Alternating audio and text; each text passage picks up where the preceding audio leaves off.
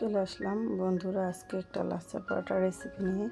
আজকে তোমাদের সাথে আমি শেয়ার করব মজাদার নরম তুলতুলে একটি লাচ্ছা পরোটা, যেটা আমরা সাধারণত বাহির থেকে এনে খাই। আমরা চাইলে ঘরে বসে কিন্তু এই মজাদার লাচ্ছা পরোটাগুলো বানিয়ে নিতে পারবো। দেখো, হাতের মুঠোতে চলে আসে একদম লেয়ারযুক্ত লাচ্ছা পরোটা। লাচ্ছা পরোটা কীভাবে বানাবো, প্রত্যেকটি টিপস ফলো করে আমার সাথে থাকো। আমি কীভাবে বানাবো সেটা দেখো, দেখলেই পেয়ে যাবে কীভাবে বানাবো। আর সব প্রত্যেকটা টিপস ফলো করে দেখবে। আর হাই এভরিওয়ান, আসসালামু আলাইকুম, welcome to beauty food by Tonni. আর রেসিপিগুলো কীভাবে করি সেটাই তোমাদের সাথে শেয়ার করব। চলো চলে যাই, আর কথা না, এখন কাজ।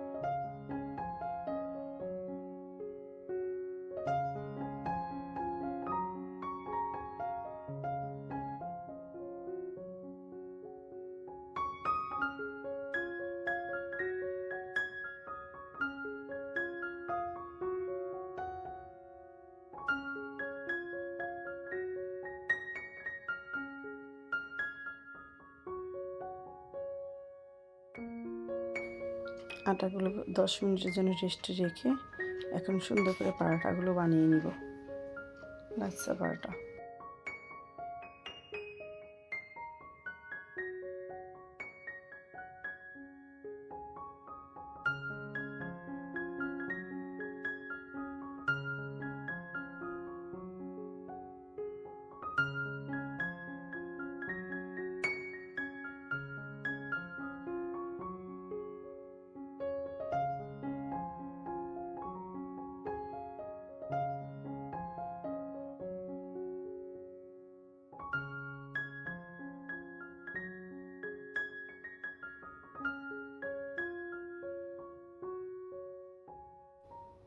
এই দেখো, লাচ্ছা পরোটাগুলো একদম রেডি। সবগুলো লাচ্ছা পরোটা রেডি করে নিলাম।